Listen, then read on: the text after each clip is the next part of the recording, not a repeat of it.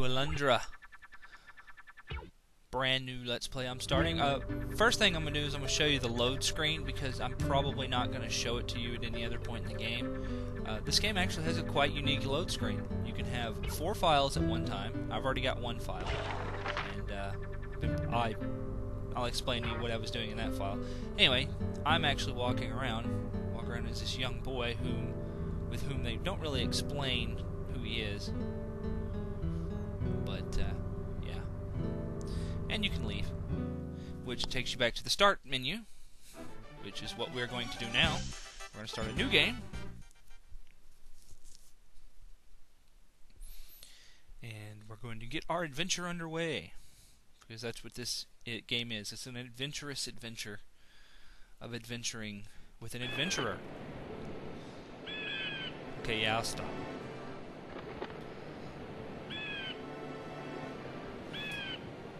Now, the music in this game is really loud, like compared to other PlayStation games. So I turned down the music a little more than normal so you could hear me better. We'll see how that works out. Now, this game was made back in the 90s by some company in Japan. I don't even know who made it. But I do know that Working Designs brought it over to America. Now, if you don't know who Working Designs is, they're a defunct company now. They don't exist anymore. And what they did was they brought over the obscure games. They did a couple of them. They brought over both Lunars for the PlayStation, and they brought over Alundra, Ark the Lad. I think they did Vanguard Bandits as well. Was that Vanguard Bandits? Vanguard Bandits, was that Working Designs or was that Atlas? I think it was Working Designs. Anyway, Working Designs was pretty much classified... No, I know what your captain is. Pretty much classified as like this niche company. Niche. But they were well known for their incredible packaging. Now, I don't know what the packaging on Alundra looked like because my copy I got just the disc. I got like just a disc over at the pawn shop where I bought Suikoden and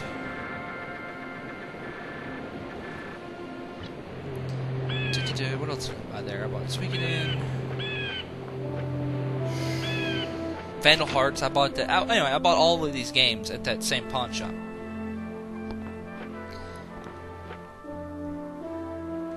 So I don't know what the packaging for Alundra looked like, but I do own the Ark the Lad collection and Lunar Silver Star Story. I don't own Lunar 2 anymore, but all of those games had like this magnificent packaging. The case was huge. I mean, like Lunar Silver Star Story came with a leather-bound instruction manual with high-gloss paper.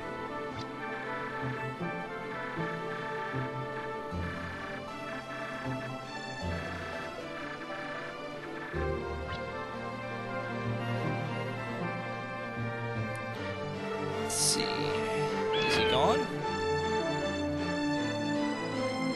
No, he's still there. Okay. Oh, that's right. You're supposed to talk to everyone on the ship, then go back talk to the captain. I missed 2 guys in here. Let's see. You were screaming in your sleep again last night, boy. I could have sworn you were on fire.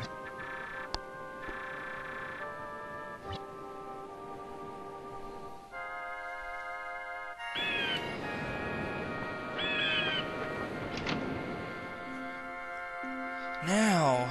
Yes, okay, now he's gone. Now, if we go up and talk to him, he'll tell us to go to our cabin and go to sleep.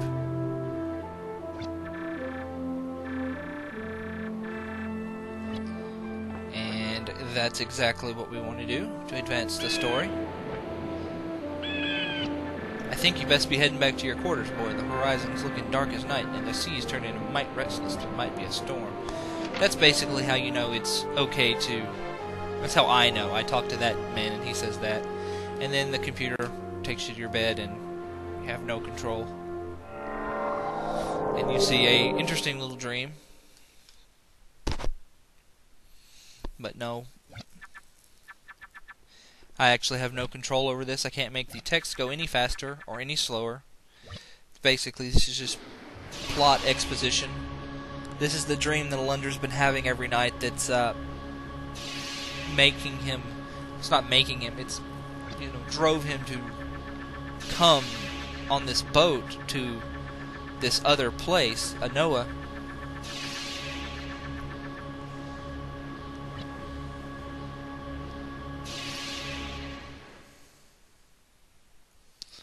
Gives you a quick little glimpse of the Anoa village and creepy music.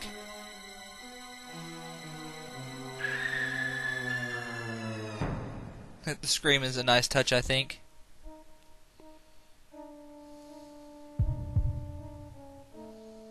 See the fortune teller there in front of her house. There's the shop on the right, with the young lady standing in front of it.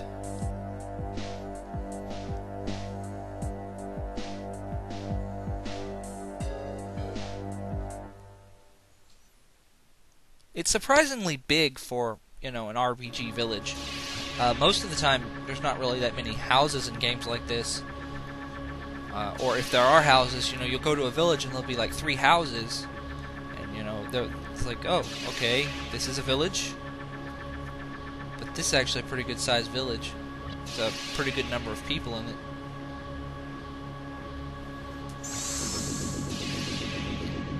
There's the villain of the game.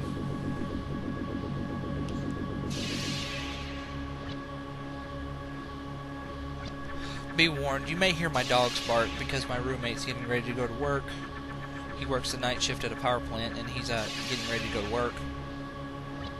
So, and one of the dogs likes to bark at him as he's going outside. So, probably what I do is if he starts barking, I'll mute the mic until it passes. Or my roommate could go in the other room and, like, put his sunglasses on going, yeah! Like he just did. Jackass. You're a jackass! You're welcome.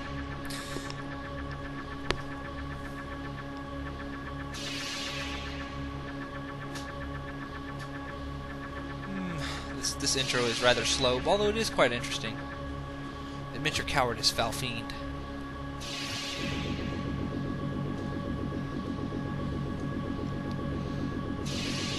But Melzas is actually quite prevalent in the plot. I mean, he shows up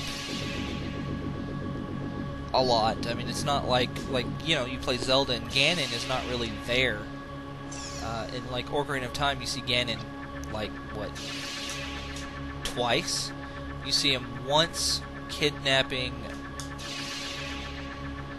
Zelda, and then you see him at the end of the game.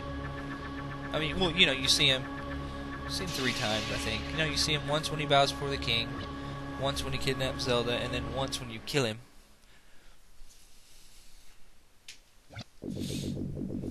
This guy actually appears quite a bit. He talks to you.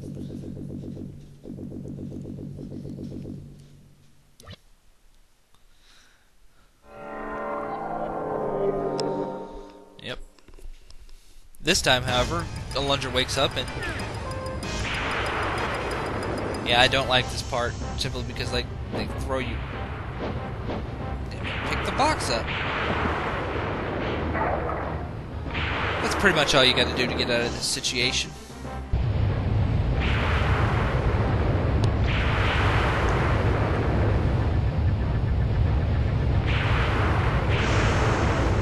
This is a game where it really sucks to have a portrait, because that typically means something bad is going to happen to you.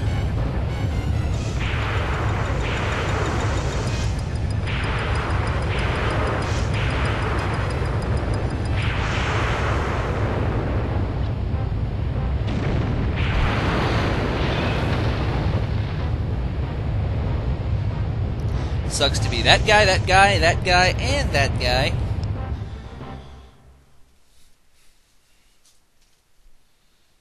Pretty much sucks to be anybody that's not me, because I think everybody but me and pretty much just me survives. We'll find another survivor from this shipwreck later in the game, but that's pretty much it. Everyone else just died. Which is really sad, because one of those guys on there was talking about, you know, he's going back home to his beloved, you know. But as is the sadness of traveling.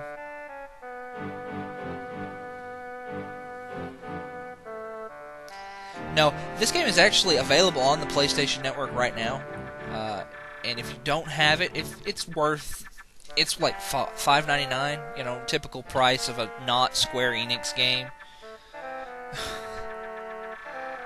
Decent money, make my own hours, no big whoop. What is your name? Alundra. Jess kind of has a catchphrase. You know what I'm saying? That's his catchphrase. He says it a lot. Have not found a piece of that shit bigger than my fist. That's not good. Everyone in this game, they do this weird bobbing thing when they stand still. It's like they got like cerebral palsy or something. They just twitch a lot. But you know, it's not the worst thing NPCs could be doing. Can you imagine how tired the NPCs in Dragon Warrior are, walking in place all day? Oh my god. And of course he's talking about that blue book right there. And this is your save. We're going to go ahead and save. Now, I'm not going to overwrite my other file, because I'm going to come back to that file. The reason being, and I'll show you why I'm not going... Each part of the game is like got its own name in the save book, actually. So it's actually quite interesting. Like this one is called A New Beginning, I do believe, and the second part is Escape to Tarn Manor. Now, you can pick up these pots, but I've never seen money drop from them. I've seen life healing drop, you know. Boy, so many people in this small village. Have you met them all yet? No, I haven't. Now this is curious. You feel strong enough to explore the village. This is good. The people of Anoa are very nice. Not as nice as me, of course, but they try. You know, Jess, I never realized it, but you're actually kind of ugly. It's got a magnificent mustache, though.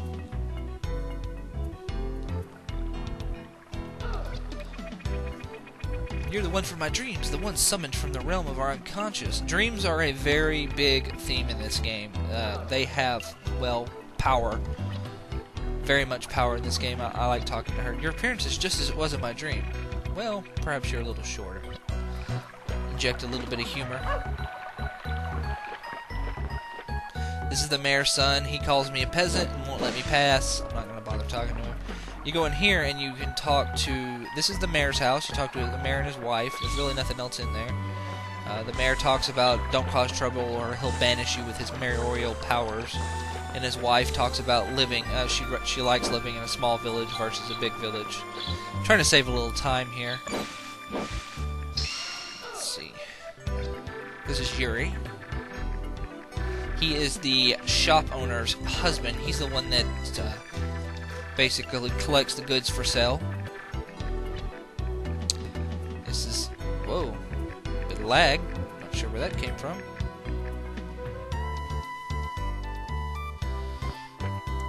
I don't think it's time for my... No, that shouldn't have been it. Oh well. This is Septimus. He's very important to the plot. Now, we will skip this next house for a moment. We will skip this house. We'll come back. Now, this house, we find Keisha and her brother Giles. They are basically... missionaries.